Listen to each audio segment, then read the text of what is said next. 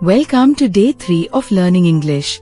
Today we are going to learn 2 important question words, why and how. First, let's learn why.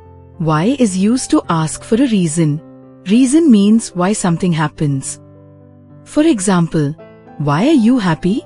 Because I got a gift. Example 2. Why do you go to school? To learn new things.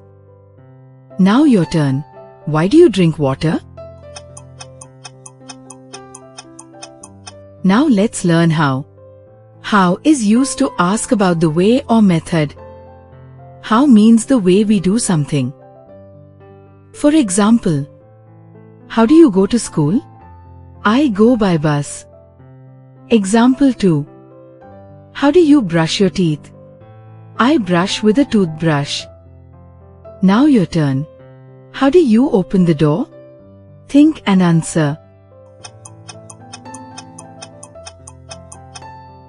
Read these examples.